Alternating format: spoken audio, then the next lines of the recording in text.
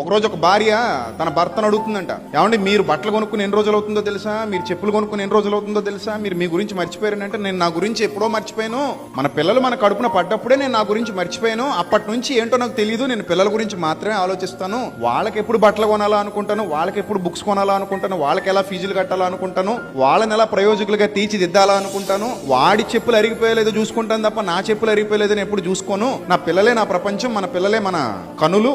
అని భార్యకి సమాధానం ఇచ్చాడు భర్త. అంటే దీన్ని బట్టి మనకేం అర్థమవుతుంది, పిల్లలు కనేంత వరకే ఒక తండ్రి తన గురించి ఆలోచిస్తాడు, పిల్లల్ని కన్న తర్వాత తండ్రి తన గురించి ఆలోచించడం మర్చిపోయి ఎప్పుడు ఎవరి గురించి ఆలోచనలో ఉంటాడు, పిల్లల గురించిన ఆలోచనలోనే ఉంటాడు. నా పిల్లలు ప్రయోజకులు కావాలి, ఎక్కడైనా తప్పిపోతారేమో, ఎక్కడైనా చెడిపోతారేమో, ఎక్కడైనా పడిపోతారేమో, ఎక్కడైనా పాడైపోతారేమో, ఎక్కడైనా బలహీన పడిపోతారేమో, వాళ్ళకి వెన్నుదన్నుగా నిలబడాలి, నా పిల్లలు సక్సెస్ అయి శిఖరాగ్రానం నిలబడినప్పుడు కింద నుండి చప్పట్లు కొట్టే గుంపులో నేనుంటే చాలని ప్రతి తండ్రి కోరుకుంటాడు. అర్థమైందా? అందుకే తండ్రుల దినోత్సవం రోజు తండ్రి గుర్తొస్తే తండ్రికి హత్తుకొని మరీ శుభాకాంక్షలు చెప్పి, నాన్న నా పునాది నువ్వే అని చెప్పాల్సిన బాధ్యత ప్రతి కొడుకు మీద, ప్రతి కూతురు మీద కూడా ఉంటుంది.